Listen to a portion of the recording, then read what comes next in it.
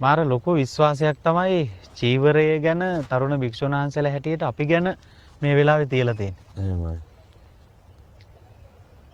මේ අදත් එහෙමයි හාමුදුරුවනේ, එදත් එහෙමයි.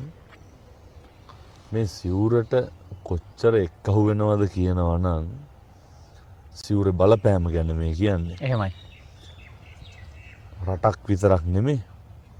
එක ජාතියකට කොටු වෙච්ච පිරිසකුත් නෙමෙයි. එහෙමයි. ಜಾති ભેදයකින් තොරව බොහෝ මිනිස්සුන්ගේ මතිමතාන්තර සුමගට ගන්න පුළුවන් ප්‍රබල අවියක් තමයි සිවුර කියලා කියන්නේ. එහෙමයි.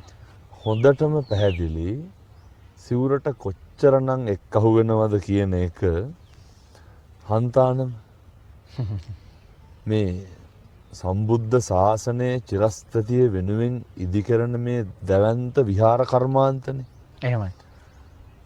මේ තේවත්ත වටා එක්කහු වුණා නෙමෙයි, මේ සිවුර වටා එක්කහු වෙච්ච නෙමෙයි තියෙන්නේ. එහෙමයි.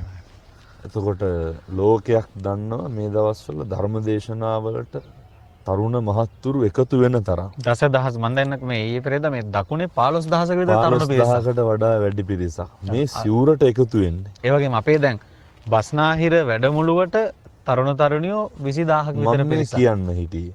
එතකොට මේ ලංකා ඉතිහාසයේ කිසිදු පුද්ගලයෙකුට ඒ රැස් කරන්න බැරි. අපි දන්නවා කවුරු රැස් කරනවා නම් බස් දාන්න ඕනේ, කණ්ඩ බොණ්ඩ දෙන්න ඕනේ. තව දේවල් සපයන්න. ඒක ලොකු කැම්පේන් එකක්. එහෙමයි. නමුත් බොහෝ දෙනෙක් නේ මිනිස්සු තමන්ගේ අතින් වියදම් දරාගෙන සමහර අඥාන මිනිස්සු මොන කතන්දර කිව්වත් හාමුදුරුවනේ එක්කහු වෙන්නේ සිවුරටනේ. එහෙමයි. ඒ හින්දා මේ සිවුරට එක්කහු වීම කවදාවත් හාමුදුරුව අවභාවිතා කරලා නැහැ ඒ පිරිස. එහෙමයි. ඒකට හොඳම සාධකයක් තමයි මේ ඉඳගෙන අද කතා කරන මේ හන්තාන. ලෝකයක් මිනිස්සුන්ට වඳින්න තව අවුරුදු 100ක් එපිටින් එහාට ගියත් මේ සම්බුද්ධ ශාසනය බැබලෙන්න වැජබෙන්න ඕන කරන මේ කන්ද උඩ ඒව අපූර්වට ඒ කර්මාන්තය නිර්මාණය වෙලා තියෙනවා. එතකොට මින් මතුවටත් කවදාවත් හොඳක් මිසක්කම් වැරද්දක් වෙන්නේ නැහැ. අනිවාර්යයෙන්. ඒ නිසා ලෝකෙටම දෙන්න තියෙන පණිවිඩය තමයි මිනිස්සුන්ට හොඳට හිතන්න පුළුවන්. මිනිස්සුන්ට මේ තැන්වලට ආපුහම ඒවා හොඳට තේරෙනවා. දකින්න පුළුවන්. භික්ෂුන් වහන්සේලා සමහරක් භික්ෂුන් වහන්සේලා ඇති ඒ අදහස හරි වැරදි විදිහට අවභාවිතා කරන්න උත්සාහ කරන පිරිසක් සිවුර. මේක මේ සමහර වෙලාවට තරුණ සමාජයේ අපේ මේ ගිහි සමාජයේ කවුරු හරි භික්ෂුවක් වටා දැන් වහන්සේ ධර්ම දේශනා කරද්දී දසදහස් ගණනක් පිරිස පිරිවරාගෙන ඉන්නකොට මම දැක්කා අර තීන්දුව දෙන්න කලබල වෙන්න එපා. තීරණ ගන්න කලබල වෙන්න එපා. තව ටික කාලයක් බලන්න ඕනේ මුලදී ඔහොමයි. ඒ කියන්නේ ඒගොල්ලෝගේ ඒ අදහසින් අපිට තේරෙනවා ප්‍රාර්ථනා කරන්නේ මොකද්ද ඉක්මනින් අයහපතමයි පරිහානියමයි ප්‍රාර්ථනා කරන්නේ. බිඳ වැටීමම ආරම්භයේම අපේක්ෂා කරනවා. එතකොට ඇත්තටම මේ දක්වා අපේ සමහර භික්ෂුන් වහන්සේලා භික්ෂූත්වය චීවරය Tamanගේ භූමිකාව හරිම සෞත්ව විදිහට දේශපාලනඥයෝ වෙනුවෙන් පාවිච්චි කරපු හින්දා සමහර මිනිස්සු ඒ කෝණයෙන් අපි දිහාත් බලන එක අසාධාරණයකුත් නැහැ. හැබැයි අපි ඒක එහෙම නෙවෙයි කියලා ලෝකෙට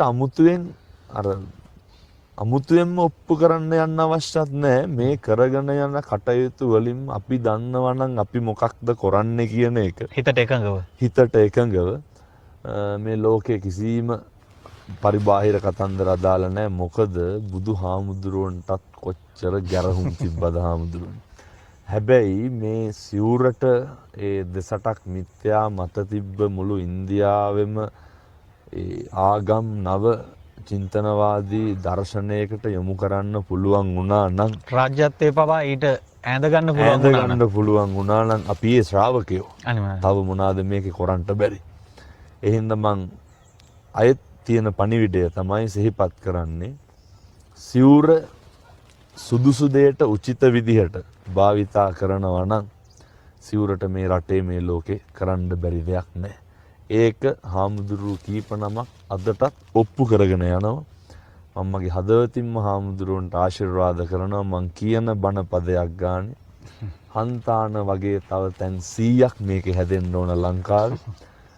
කෝටි ගාණක් තරුණ තරුණියන්ගේ අනාගතයේ අභියෝග ජය ගන්න පුළුවන් පෞරුෂත්වයකින් හෙබි පිරිසක් බිහි කරන්න නොමග යන පිරිස ඇදලා අරගෙන කොටින්ම සමාජ මාධ්‍ය ගැන කියනකොට මතක් වෙන්නේ හන්තාන හාමුදුරුවනේ.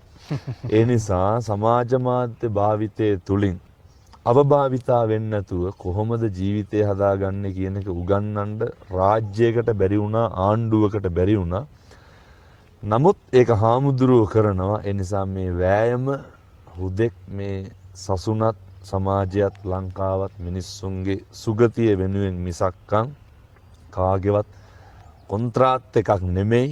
හාමුදුරුවෝ සද්භාවයෙන් කරන කටයුත්තක් කියන එක හොඳටම පැහැදිලි. හදවතින්ම ප්‍රාර්ථනා කරනවා හාමුදුරුවනේ කැස්සක්වත් හැදෙන්න නම් එපා ඔය යන ගමනට.